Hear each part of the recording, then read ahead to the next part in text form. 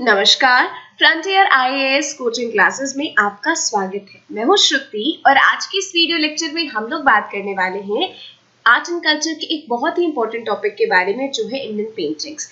इसके previous lectures में भी हम लोगों ने इंडियन पेंटिंग्स के अलग अलग टाइप के बारे में बात की थी। हम लोगों ने मिनिएचर पेंटिंग डिस्कस किया, म्यूरल पेंटिंग के बारे में बात की, जो राजस्थानी और पहाड़ी स्टाइल ऑफ पेंटिंग है उसके बारे में हम लोगों ने बातें की, कंपनी पेंटिंग के बारे में बात की, और आज हम लोग बात करेंगे फोक पेंटिंग्स ऑफ इंडिया की।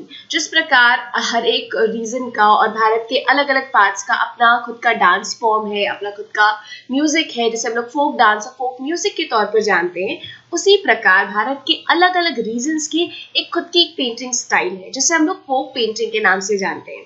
ये अलग अलग फोक पेंटिंग्स कौन कौन सी हैं, उसके क्या क्या प्रोमिनेंट फीचर है, इसके बारे में हम लोग बात करेंगे। कुछ बहुत ही इंपॉर्टेंट फोक पेंटिंग्स जो इंडिया की हैं उनके नाम कुछ इस प्रकार है: Madhubani painting, Patachitra, Patua art, Kalighat painting, Paitkar painting, Kalamkari painting, Warli painting, Thangka painting and Manjusha painting. इन सभी पेंटिंग के बारे में हम लोग बारी बारी से बात करेंगे और सबसे पहले हम लोग शुरुआत करेंगे मधुबनी पेंटिंग से। मधुबनी पेंटिंग जो है वो आपका बिहार में एक जगह है, एक जिला है मधुबनी। वहाँ की जो महिलाएं हैं उस गांव की, वो लोग ट्रेडिशनली पारंपरिक तौर पे इस पेंटिंग को किया करती हैं। और मधुबनी पेंटिंग को कई बार मिथिला पेंटिंग भी कहा जाता है। तो अगर मधुबनी पेंटिंग सुने या मिथिला पेंटिंग सुने तो दोनों का मतलब एक ही है। चूंकि बिहार के आसपास आप देखोगे, अगर बिहार का मैप और इंडिया में, तो आप देखोगे कि बिहार और नेपाल काफी सटा सटा है। तो चूंकि ये आर्ट बिहार के इस मधुबनी जिले में है, तो उससे जो एडजॉइनिंग पार्ट्स है ना, तराई रीजन है जो नेपाल का, वहां तक भी आर्ट एक्सटेंड होता है और वहां के भी लोग कुछ हद तक इस मधुबनी पेंटिंग को जानते हैं। ये जो पेंटिंग्स है, इसके थीम्स जो है वो यूजुअली जो आपके रिलीजियस मोटिव्स हैं, जैसे कि हिंदू देवी देवता है, जैसे भगवान कृष्ण हो गए, राम हो गए, दुर्गा माँ हो गई, लक्ष्मी माँ, शिव जी, तो उन सभी को जनरली मधुबनी पेंटिंग्स के जरिए दिखाने की कोशिश की जाती है। और पेंटिंग सबसे ज्यादा जो हिंदू धर्म के जो रिलीजियस मोटिव्स है ना, उस पर आधारित होता है। अब इस पेंटिंग में जो अलग अलग फिगर्स इस्तेमाल किए जाते हैं, उन सभी का एक सिंबॉलिक मतलब होता है। जैसे अगर मछली को दिखाया गया है तो मछली सौभाग्य का प्रतीक होती है, फर्टिलिटी की का प्रतीक होती है, ठीक है। और इस पेंटिंग को कब बनाया जाता है? तो जब कभी भी कोई बहुत ही शुभ अवसर होता है, जैसे किसी का जन्म हो गया या फिर किसी की शादी होने वाली है या फिर कोई विवाह त्योहार, तब उसके मौके पर मधुबनी पेंटिंग्स को बनाया जाता है। इसके अलावा आप देखोगे अगर मधुबनी पेंटिंग को, तो आप पाओगे कि उसमें गैप्स जो होते हैं वो बिल्कुल नहीं होते हैं। और जहाँ कहीं पे भी अगर पेंटिंग में गैप हो भी जाते हैं ना, तो उसको फ्लावर्स के जरिए या ट्रीज वगैरह बना करके, एनिमल्स वगैरह बना करके उस गैप को फुलफिल करने की कोशिश की जाती है। शुरू में क्या होता था कि जो ये पेंटिंग्स है ना, उसको दीवारों पर बनाया जाता था। और किसकी मदद से? तो राइस का पेस्ट लिया जाता था और वेजिटेबल कलर्स लिया जाता था। पहले जो आपकी दीवारें होती थी ना, उस पे गोबर और जो मिट्टी थी उसका एक पेस्ट बेस तैयार किया जाता था, फिर राइस पेस्ट और वेजिटेबल कलर की मदद से इन पेंटिंग्स को ड्रॉ किया जाता था। लेकिन जैसे जैसे समय में बदला, तो मधुबनी पेंटिंग्स को बनाने का तरीका वो भी बदल गया।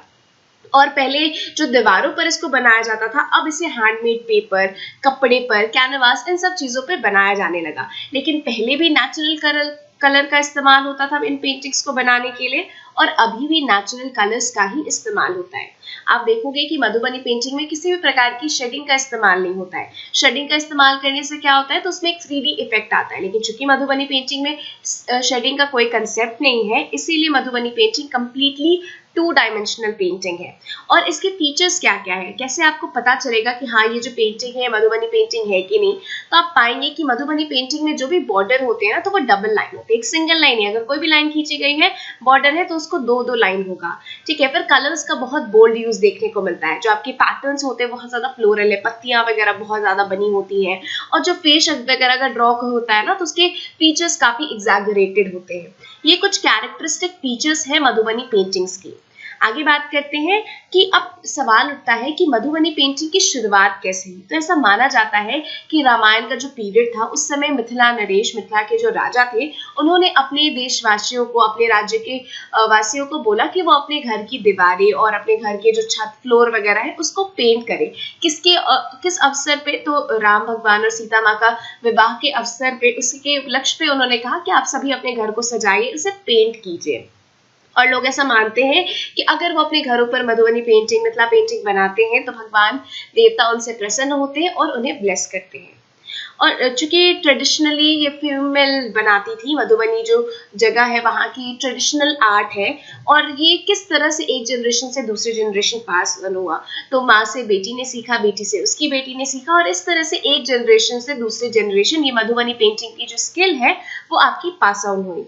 1970 में इस आर्ट को, इस कला को रिकॉग्निशन मिला। कब? जब भारत के राष्ट्रपति के द्वारा जगदम्बा देवी, जो कि जितवारपुर विलेज की थी, उन्हें मधुबनी पेंटिंग के लिए जब उन्हें सम्मानित किया गया, तब इस पेंटिंग ने सभी लोगों का ध्यान आकर्षित किया और तब जाकर के लोग इस पेंटिंग के बारे में जानने लगे। और आज पूरे विश्व में मधुबनी पेंटिंग बहुत फेमस है और लोग इसके बारे में बहुत बात करते हैं। जो दूसरे, एक तो उनके थ्रू एक नाम आया, लोग इसके बारे में बातें करने लगे, लोग मधुबनी पेंटिंग के बारे में देखने लगे, जानने लगे। और भी कुछ बहुत ही प्रसिद्ध लोग जो कि मधुबनी पेंटिंग से जुड़े हुए हैं, उनका नाम है बउआ देवी, भट्टी दयाल, गंगा देवी, सीता देवी। ये सारे के सारे बहुत ही मशहूर मधुबनी पेंटिंग के आर्टिस्ट हैं।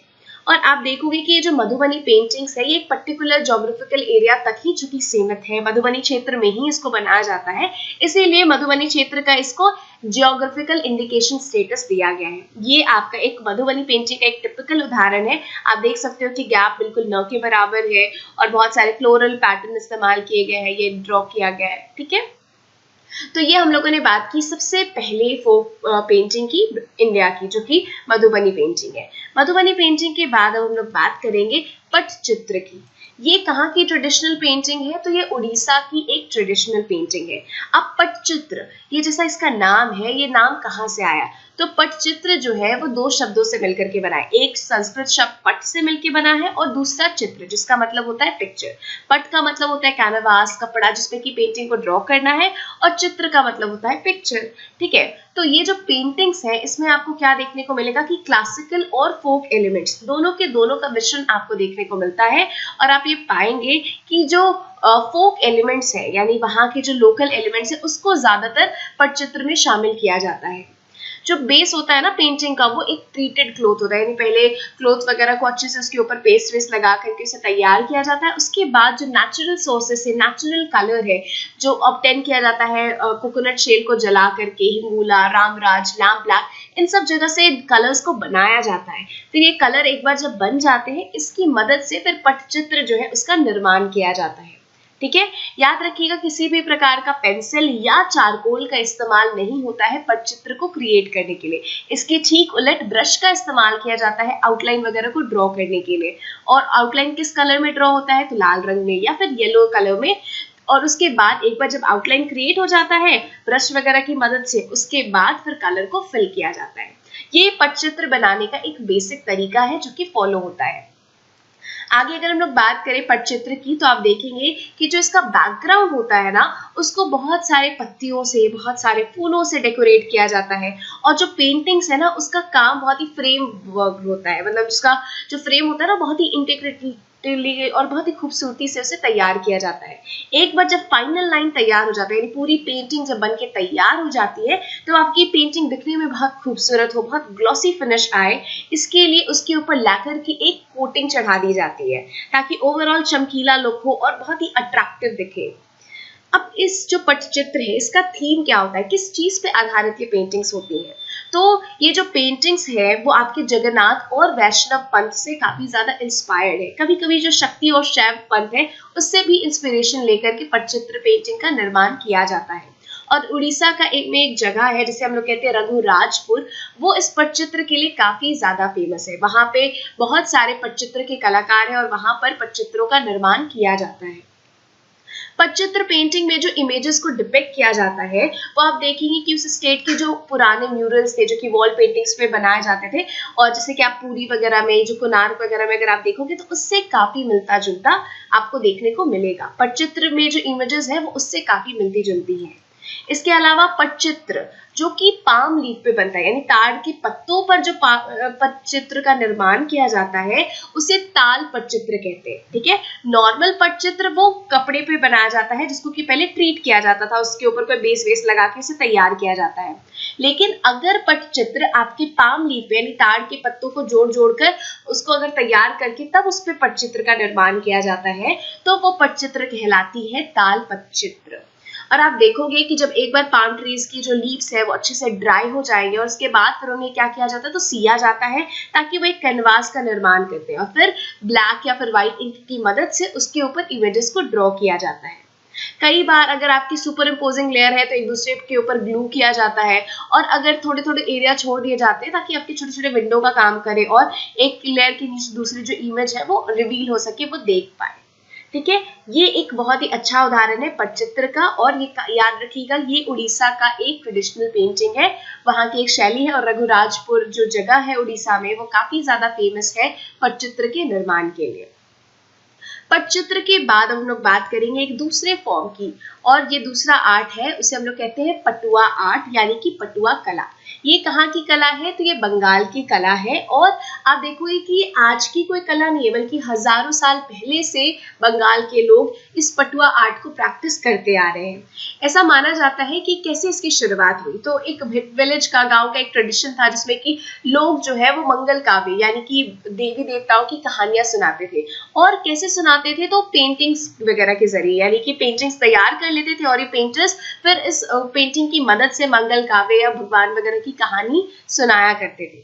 ये पेंटिंग शुरू में आप देखोगे ना कि पटुआ आर्ट ये आपके बड़े बड़े स्क्रॉल पे की जाती थी और बहुत जनरेशन तक ये जो स्क्रॉल पेंटर्स थे या पटुआ जो थे वो एक गांव से दूसरे गांव पे जाते थे और अपनी जो स्टोरीज है वो गाते थे। ठीक है, इसी मतलब पेंटिंग दिखा दिखा के और स्टोरीज जो है उसके साथ गाते थे और बदले में वो खाना या पैसा जो भी था वो मांगते थे।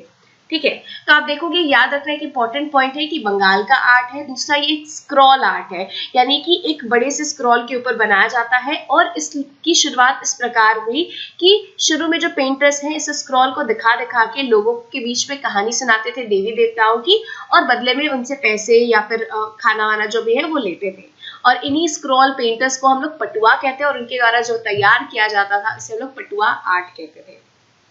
शुरुआत में हम लोग देखेंगे कि ये जो है वो पेंट किए जाते थे कपड़े के ऊपर और इनका मेन उद्देश्य होता था रिलीजियस धार्मिक कथाओं को सुनाने के लिए। ठीक है, कि वो पेंटिंग्स दिखा दिखा के और उसके साथ साथ गाते थे और कहानी सुनाते थे। लेकिन वर्तमान समय में इसको शीट पे भी ड्रॉ किया जाने लगा, एक पेपर पे भी ड्रॉ किया जाने लगा और बहुत सारे पेपर को आपस में सुई करके उसको सेल करके और उस पर ड्रॉ किया जाने लगा और इसको बनाने के लिए पोस्टर कलर वगैरह का भी इस्तेमाल होने लगा। तो अब तो बनाने का भी एक तरह से पैटर्न चेंज हो गया है कि बहुत सारे लोग पहले ट्रेडिशनल तरीके से भी बनाते हैं लेकिन आजकल पोस्टर पेंट की मदद से और पेपर की शीट पे भी बनने लगा है और इसका इस्तेमाल अब रिलीजियस की जगह पे सोशल या फिर पॉलिटिकल इश्यूज के बारे में अपने व्यूज रखने के लिए या कुछ कमेंट करने के लिए इस कला का इस्तेमाल होने लगा है। ज्यादातर जो पटुआज है यानी कि जो स्क्रॉल पेंटर्स हैं वो इस स्टेट यानी बंगाल के मिदनापुर जिले से आते हैं, जबकि जो लोग खुद को चित्रकार कहते हैं वो 24 परगना और जो बिरहम डिस्ट्रिक्ट है वहां से वो बिलोंग करते हैं। ये एक बहुत ही अच्छा एग्जाम्पल है पटुआ आर्ट का। तो पटुआ आर्ट के बारे में हम लोगों ने डिस्कशन कर लिया। अब पटुआ आर्ट के बाद हम लोग बात करते हैं अलग फोक आर्ट की, बेसिकली फोक पेंटिंग की, जो है कालीघाट पेंटिंग। तो कालीघाट पेंटिंग क्या है तो कलकत्ता का जो 19th सेंचुरी में अर्बन सोसाइटी में जो धीरे धीरे बदलाव आ रहा था उसके फलस्वरूप कालीघाट पेंटिंग का जन्म हुआ या उसकी स्टार्टिंग हुई। कालीघाट पेंटिंग उन लोगों के द्वारा बनाया जाता था जो कि कलकत्ता, जिस समय ब्रिटिश कैपिटल हुआ करता था एक टाइम में, आपको पता है कलकत्ता, तो उस समय जो अपने गांव वगैरह से माइग्रेंट आकर के कलकत्ता में सेटल हुए, स्पेशली जो कालीघाट मंदिर है उसके आसपास जो सेटल हुए, उन्होंने कालीघाट पेंटिंग्स का निर्माण करना शुरू किया और वाटर कलर्स जो थे उसका इस्तेमाल किया जाता था मील पेपर के ऊपर ब्रश वगैरह की मदद से। और ये ब्रश जो है वो आपके जो गाल थे यानी कि बछड़े और जो गिलहरी के बाल होते थे उसकी मदद से ब्रश का निर्माण किया जाता था और वाटर कलर का इस्तेमाल किया जाता था मिल पेपर के ऊपर और उसकी मदद से कालीघाट पेंटिंग का निर्माण होता था। ये जो पेंटेड फिगर्स थे उसका आप देखोगे कि उसका प्लेग लाइक का इफेक्ट होता था न्यूट्रल बैकग्राउंड के ऊपर और उसके शेडेड कॉन्ट्योर और बहुत ही आर्टिकुलेट मूवमेंट्स को वो डिपेक्ट करते थे कालीघाट पेंटिंग्स में। इसके अलावा अगर हम लोग बात करें तो शुरुआत में ये जो पेंटिंग्स थी ना ये आपके रिलीजियस नोट को डिपिक्ट करती थी, यानी कि हिंदू देवी देवता पे आधारित होती थी और ज्यादातर उसके सब्जेक्ट हिंदू देवी देवता के इर्द गिर्द ही घूमते थे। लेकिन जैसे जैसे समय बीता तो इन पेंटिंग्स का इस्तेमाल सामाजिक भावनाओं को यानी सोशल सेंटिमेंट्स को एक्सप्रेस करने के लिए किया जाने लगा कि लोग क्या सोचते हैं, कैसा महसूस करते हैं, उसके हिसाब से पेंटिंग्स बनने लगी। और रिलीजियस हिंदू देवी देवता को दिखाने की जगह पे लोगों की सेंटिमेंट्स को दिखाना शुरू कर दिया कालीघाट पेंटर्स ने। फिर कालीघाट पेंटिंग्स को जो है वो दुनिया की या पूरे देश की हम लोग कह सकते हैं कि वो अपने आप में एक बहुत ही खास पेंटिंग है, जिसका इस्तेमाल जो मतलब लोगों के सेंटिमेंट्स को दिखाने के लिए किया जाता है और जो उसके कस्टमर्स है डायरेक्टली उनके नीड को या उनके इश्यू को एड्रेस करने के लिए किया जाता है। और अगर आप देखोगे कि वर्तमान समय में हम लोग जो विमेन है और मेन उन सभी का रोल चेंज हो गया है, और चूंकि विमेन के लिए एजुकेशन इंट्रोड्यूस हो गया है तो अब विमेन का रोमांटिक डिपिक्शन होने लगा है। फिर जो आपके बहुत अमीर है या नए नए अमीर लोग बने हैं उन सभी का सैटारिकल पिक्चर्स वगैरह डिनोट करने जाने लगा है। तो यानी सब्जेक्ट आप देखोगे कि ओवरऑल टाइम के साथ काफी ज्यादा चेंज हुआ है। ठीक है, कालीघाट पेंटिंग में कुछ लोग ऐसा बिलीव करते हैं कि ये जो पेंटिंग्स है ये ब्रिटिश की जो डिस्टिंक्टिव पेंटर स्टाइल है उससे काफी ज्यादा प्रभावित हुई, जबकि दूसरे बिलीव करते थे कि जो फोकस है वो बेसिकली सोशल कंटेक्स्ट पे दिया जाता था और लोकल टेक्निक जो है उसने एक बहुत ही इंपॉर्टेंट रोल प्ले किया था इस स्टाइल की पेंटिंग का। मतलब ऐसा नहीं था कि पूरी तरह से ब्रिटिश इन्फ्लुएंस ही था, खुद की भी एक लोक शैली थी जिसने एक बहुत ही महत्वपूर्ण रोल अदा किया था। इसको डोमिनेंस कब देखने को मिला तो 20th सेंचुरी में हम लोगों ने पाया कि इसका जो इम्पोर्टेंस है वो काफी ज्यादा बढ़ गया था। और ये एक बहुत ही खूबसूरत सा चित्र है जो कि कालीघाट पेंटिंग के स्टाइल में बनाया गया है। कालीघाट पेंटिंग के बाद अब हम लोग बात करेंगे एक दूसरे पेंटिंग के फॉर्म की जो है पटकार पेंटिंग। ठीक है, तो सबसे पहले आपको ये पता होना चाहिए कि कहाँ की पेंटिंग है। तो ये पेंटिंग प्रैक्टिस की जाती है या बनाई जाती है झारखंड के ट्राइबल पीपल के द्वारा, यानी कि झारखंड के आदिवासी लोगों के द्वारा इसका निर्माण होता है। अब हम लोग टटकार चित्रकलाएं कहें या फिर स्क्रॉल पेंटिंग है, इन्हें भारत का या पूरे देश का कह सकते हैं कि जो बहुत ही पुरानी जो स्कूल है पेंटिंग्स की उसमें से एक इसे माना गया है। यानी ये आज की पेंटिंग नहीं है, ऐसा नहीं इसकी शुरुआत अभी की गई है, कई हजारों साल से लोग इसे बनाते आ रहे हैं। ठीक है, और इसका जो ओल्ड फॉर्म है ना पेंटिंग का उसके एक कल्चरल एसोसिएशन भी ऐसा माँ मनसा से। माँ मनसा कौन है तो एक बंगाली घर में बहुत ही ज्यादा पूजा जाता है और माँ मनसा एक बहुत ही पॉपुलर देवी है और इन्हें बहुत ज्यादा इज्जत दी जाती है, इन्हें का बहुत मान सम्मान किया जाता है। और कहीं ना कहीं ये जो पटकार पेंटिंग है ऐसा देखा गया है कि वो कल्चरली एसोसिएटेड है माँ मनसा से। ये जो पेंटिंग्स बनाई जाती हैं आप देखोगे कि इसमें जो सोशल और जो रिलीजियस कस्टम्स है उससे काफी ज्यादा ये पेंटिंग्स जुड़ी हुई हैं। इसमें आपको यज्ञ वगैरह करते हुए दिखाया गया है या फिर आर्म्स वगैरह देते हुए दिखाया गया है। तो कुल मिला के ये जो पेंटिंग्स है वो सोशल और रिलीजियस कस्टम से जुड़ाव इसमें देखने को मिलता है।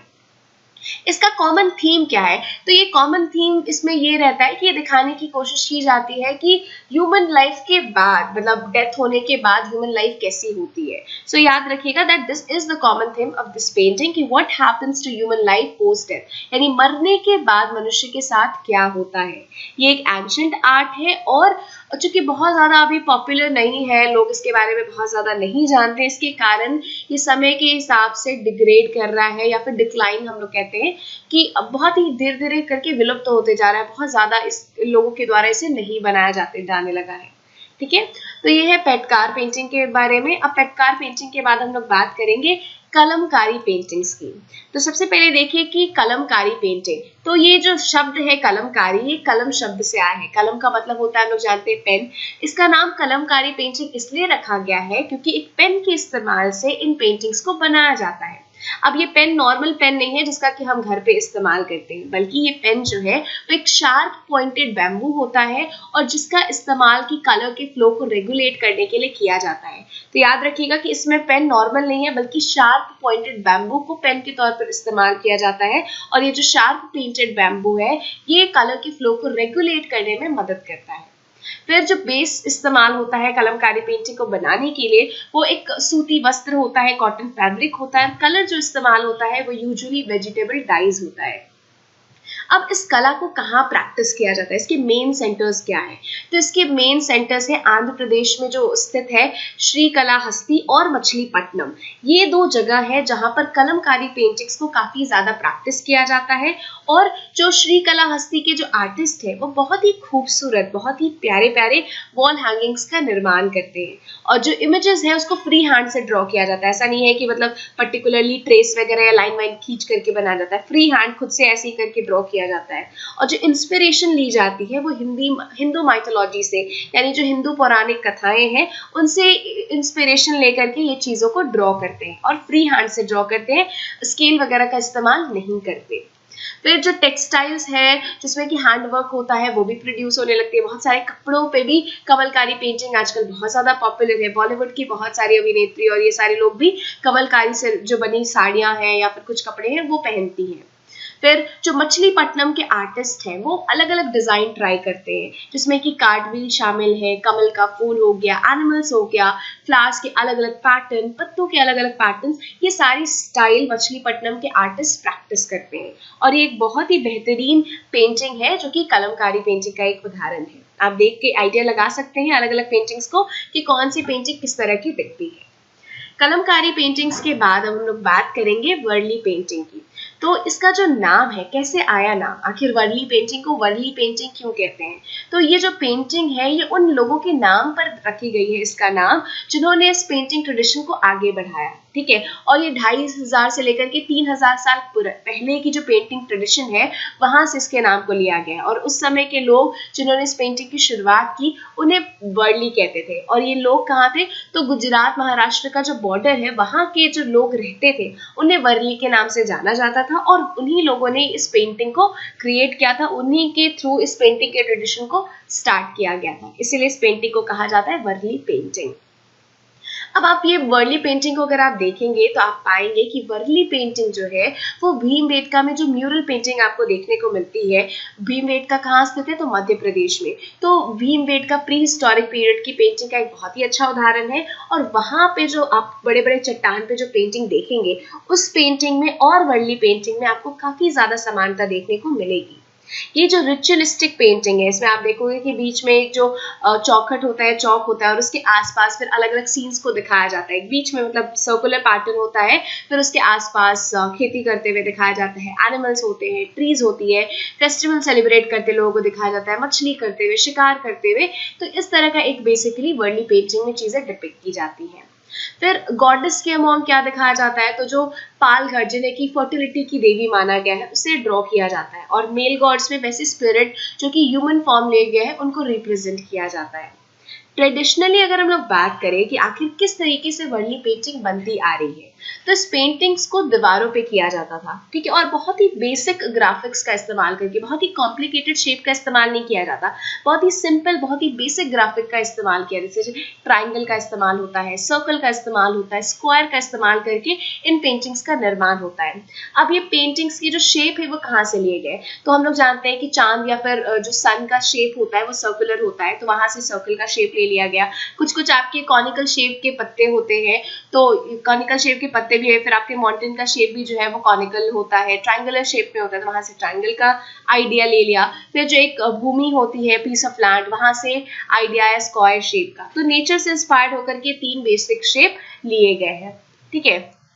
फिर आप देखोगे कि अगर एक ह्यूमन बीइंग को रिप्रेजेंट करना होगा, अगर एक मानव या फिर किसी जंतु को दिखाना होता है वर्ली पेंटिंग में, तो क्या किया जाता है कि 2 ट्रायंगल को जोड़ दिया जाता है और दोनों को आपस में इन्वर्ट करके और ऐसे करके बेसिकली ज्वाइन कर देते हैं, ठीक है। और फिर उसको अगर शरीर उसका बनाना हो या हेड बनाना होता है तो उसे एक सर्कल के जरिए ड्रॉ कर देते हैं, ठीक है। और इस तरह से एक आदमी ड्रॉ हो गया, और फिर अगर हेड है तो नॉर्मल लाइक लाइंस के जरिए, और ये आपका एक मानव तैयार हो गया, ठीक है। इसके अगर बेस की अगर हम लोग बात करें तो इसके बेस को कैसे तैयार किया जाता है? तो मिट्टी का जो शाखाएं हैं, जो गोबर है, इन सभी को आपस में मिक्स करके फिर बेस का तैयार होता है। और ये कुल मिला के एक रेड गेरुआ कलर जो होता है, लाल गेरुआ रंग, उसको प्रदान करते हैं। और अगर पेंटिंग करते हैं, मतलब अगर ये तो एक बेस तैयार हो गया कि बेस जिसपे पेंट करना है। अब जो पेंटिंग एक्चुअली की जाती है उसके लिए हम लोग श्वेत रंग का इस्तेमाल करते हैं, व्हाइट पिगमेंट का इस्तेमाल होता है। और इस व्हाइट पिगमेंट को कैसे तैयार किया जाता है? तो जो चावल का आटा होता है या चावल पाउडर होता है और गम, इन दोनों के मिक्सचर के जरिए उस व्हाइट पिगमेंट को तैयार किया जाता है और उस व्हाइट पिगमेंट की मदद से वर्ली पेंटिंग को ड्रॉ किया जाता है। अब ये जो वॉल पेंटिंग्स है, बेसिकली जो वर्ली पेंटिंग्स है, ये यूजुअली कब किया जाता है? तो कोई भी जब बहुत ही शुभ अवसर होता है, जैसे अगर हार्वेस्ट हो रहा है या फिर किसी की शादी है, तब इस पेंटिंग को बनाया जाता है। ठीक है। इसके अलावा आप देखोगे कि समय के साथ जो वर्ली की पॉपुलैरिटी है वर्ली पेंटिंग की, वो काफी ज्यादा बढ़ गई और इसीलिए अब कपड़ों पे भी और अलग अलग चीजों पे इसका इस्तेमाल होने लगा और बेस के तौर पर रेड रखा जाता है या फिर ब्लैक बैकग्राउंड और उसके ऊपर फिर व्हाइट पोस्टर कलर का इस्तेमाल होता है। यहाँ पे आप देख सकते हैं कि आपका रेड बैकग्राउंड है और उसके ऊपर व्हाइट कलर का इस्तेमाल करके वर्ली पेंटिंग तैयार किया गया। आप देख सकते हैं कि 2 ट्राइंगल है, फिर आपका सर्कल है और लाइन्स, ये सारे एक बेसिक शेप है, बीच में आपका सर्कुलर पैटर्न है, इसी का इस्तेमाल करके वर्ली पेंटिंग को ड्रॉ किया जाता है। ये मैंने बातें की आपसे वर्ली पेंटिंग के बारे में, वर्ली चित्रकारी के बारे में। वर्ली चित्रकारी के बाद अब हम लोग बात करेंगे थनका पेंटिंग के बारे में। तो ये जो थनका चित्रकला है, ये बेसिकली जो भारत का स्टेट है सिक्किम, उस राज्य को बिलोंग करता है और जो इसे बहुत ज्यादा, इसे एक तरह से कह सकते हैं कि बहुत ही रिवरेंस के मीडियम के तौर पर इसको शुरुआत इसकी की गई थी और बुद्धिज्म धर्म जो है वो इससे काफी ज्यादा क्लोजली एसोसिएटेड है। ठीक है, तो बुद्धिज्म से इसका काफी रिलेशन है और सिक्किम जो राज्य है भारत का, वहाँ की एक फोक पेंटिंग है। ट्रेडिशनली इसे जो बौद्ध भिक्षु होते थे ना, उनके द्वारा इसे का निर्माण किया जाता था और जो पर्टिकुलर एथनिक ग्रुप थे उनके द्वारा इसका निर्माण होता था। लेकिन धीरे धीरे ये जो स्किल है ये फ्यूचर जनरेशन यानी आगे आने वाली पीढ़ी को पास किया जाने लगा और अभी वर्तमान समय में तो ये कमर्शलाइज्ड हो गई है, इसकी पेंटिंग बिकती भी है और जो भी कमाई होती है, जो भी पैसे अर्न होते हैं थंगटा पेंटिंग को बेच करके, तो इससे न सिर्फ अपनी रोजी रोटी लोग चलाने की कोशिश करते हैं, बल्कि जो अलग अलग मोनास्ट्रीज हैं उसको भी मदद करने के लिए इस पेंटिंग के सेल से जो भी पैसे मिलते हैं उसका इस्तेमाल होता है। फिर आप देखोगे कि जो थंगटा है उसको कैसे बनाया जाता है। तो बेस के तौर पर एक कॉटन कैनवास दिया जाता है, यानी बेसिकली व्हाइट बैकग्राउंड होता है और उसको नेचुरल वेजिटेबल डाई या फिर जो मिनरल डाई से जो पेंट तैयार किए जाते हैं उसकी मदद से फिर इसको ड्रॉ किया जाता है। इसमें हर एक रंग का अपना एक खुद का मीनिंग होता है, they have their own significance. जैसे अगर लाल रंग है तो ये किसी भी चीज की बहुत ही ज्यादा इंटेंसिटी को दिखाता है कि कुछ भी है बहुत इंटेंस है, अगर प्यार है तो बहुत ज्यादा है, अगर नफरत है तो बहुत ज्यादा है। तो किसी भी चीज की इंटेंसिटी को, पैशन की इंटेंसिटी को दिखाने के लिए लाल रंग का इस्तेमाल होता है। अगर सुनहरा रंग दिखा रहे हैं तो वो जिंदगी का, जन्म का प्रतीक होता है। अगर हम लोग सफेद रंग दिखाते हैं तो वो बहुत ही ज्यादा शांति का प्रतीक होता है। काला रंग गुस्से को दिखाता है। जो हरा रंग है वो आपकी चेतना को दिखाता है। वही जो येलो रंग है यानी पीला रंग है वो आपकी कंपैशन, आपकी करुणा को दिखाता है। और एक बार जब पेंटिंग तैयार हो जाती है फिर सिल्क जो बैरोकेड है, ब्रोकेड, उसकी मदद से, कलरफुल सिल्क बैरोकेड के मदद से उसको फ्रेम कर दिया जाता है। ठीक है, तो ये थंगका पेंटिंग में आपको देखने को मिलेगी ये कैरेक्टरिस्टिक्स। इसके अलावा जो थंगका पेंटिंग है उसको 3 टाइप में डिवाइड कर दिया गया है। बेसिकली मैंने आपको बताया ना कि बुद्धिस्ट जो मॉन्क्स है या फिर कुछ पर्टिकुलर एथनिक ग्रुप, उसके द्वारा इसका निर्माण किया जाता था और अलग अलग सब्जेक्ट होते थे और डिपेंडिंग ऑन कि कौन सा सब्जेक्ट है, क्या डिपिक्ट किया जा रहा है, उसका मीनिंग क्या है, उसके हिसाब से जो थंगका पेंटिंग्स है उसको हम लोग 3 टाइप्स में डिवाइड करते हैं। जो सबसे पहली होती है वो भगवान बुद्ध के जन्म से रिलेटेड होती है और किस प्रकार उनका जन्म हुआ और किस प्रकार उन्हें एनलाइटमेंट मिली, किस प्रकार उन्हें ज्ञान की प्राप्ति हुई, इसको दिखाती है पहली टाइप की पेंटिंग। जो दूसरी टाइप की पेंटिंग है वो बहुत ज्यादा अब्स्ट्रैक्ट होती है नेचर में और वो भगवान बुद्ध की जो भी फिलॉसफी है, जो उनके डेथ और लाइफ से रिलेटेड जो भी उनके बिलीफ है उसको दिखाती है और उसे हम लोग कहते हैं व्हील ऑफ लाइफ। जबकि जो तीसरी तरह की पेंटिंग है वो पेंटिंग्स रिप्रेजेंट करती है कि जो देवी देवता है, भगवान है, उनको क्या हम लोग को चढ़ाना चाहिए, क्या ऑफरिंग करनी चाहिए और मेडिटेशन से रिलेटेड है। तो डिपेंडिंग कि क्या सब्जेक्ट में दिखाया गया है उसके हिसाब से थंगका पेंटिंग को हम लोग 3 भाग में डिवाइड करते हैं। अब ये देखिए, ये जो है वो थंगका पेंटिंग के उदाहरण है, आप देख सकते हैं। थंगका पेंटिंग के बाद अब हम लोग बात करेंगे मंजूसा पेंटिंग की। तो ये जो मंजूसा पेंटिंग है वो बिहार में एक जगह है भागलपुर। तो उस भागलपुर रीजन का एक बहुत ही इम्पोर्टेंट, बहुत ही प्रोमिनेंट आर्ट फॉर्म है और मंजूसा पेंटिंग को कई बार अंगिका आर्ट के नाम से भी जाना जाता है, जहां पर ये जो अंग शब्द है इसका मतलब होता है महाजनपद। और आप देखेंगे कि कई बार जो स्नेक है, स्नेक का जो पैटर्न होता है ना, उसका इस्तेमाल किया जाता है मंजूसा पेंटिंग में। इसीलिए कई बार मंजूसा पेंटिंग को हम लोग स्नेक पेंटिंग के नाम से भी जानते हैं। सो स्नेक पेंटिंग कहिए, अंगिका आर्ट कहिए, मंजूसा पेंटिंग कहिए, सबका मतलब एक ही होता है। और इस पेंटिंग को कई बार जो जूट या फिर पेपर के जो बक्से होते हैं उस पर इसको बनाया जाता है। ये एक मंजूसा पेंटिंग का उदाहरण है। तो इस प्रकार आप देख सकते हैं कि भारत में बहुत ही अलग अलग प्रकार के फोक पेंटिंग्स हैं। तो इस प्रकार हम लोगों ने इंडियन पेंटिंग्स को बहुत ही डिटेल्ड वे में कवर किया। मैंने आपके साथ शुरू से मैंने सारी पेंटिंग के प्रिंसिपल्स के बारे में जिक्र किया। उसके बाद हम लोगों ने बात की म्यूरल पेंटिंग्स की, फिर हम लोगों ने मिनिएचर पेंटिंग्स के बारे में बातें की। मिनिएचर पेंटिंग में फिर हम लोगों ने बात की राजपूत शैली के बारे में, उसके अंतर्गत जो पहाड़ी शैली थी और राजपूत स्टाइल ऑफ पेंटिंग है उसके बारे में हम लोगों ने जिक्र किया। हम लोगों ने बात की साउथ इंडिया की मिनिएचर पेंटिंग्स की, उसके और नॉर्थ इंडिया और साउथ इंडिया में क्या डिफरेंस है, कंपनी पेंटिंग, बाजार पेंटिंग, प्रोग्रेसिव आर्टिस्ट ग्रुप। और आज हम लोगों ने डिस्कशन किया पूरे जो इंडिया के इंपॉर्टेंट फोक पेंटिंग्स है उसके बारे में, उनके कैरेक्टरिस्टिक फीचर्स, वो किस प्रकार के दिखते हैं इसके बारे में। मैं उम्मीद करती हूँ कि पूरा ये इंडियन पेंटिंग का जो वीडियो लेक्चर है वो आपको पसंद आया होगा। और अब अगर इस टॉपिक से कोई सवाल आएगा तो मैं उम्मीद करती हूँ कि अब आप चीजें सॉल्व कर पाएंगे। वीडियो को अंत तक सुनने के लिए आपका बहुत बहुत शुक्रिया। धन्यवाद।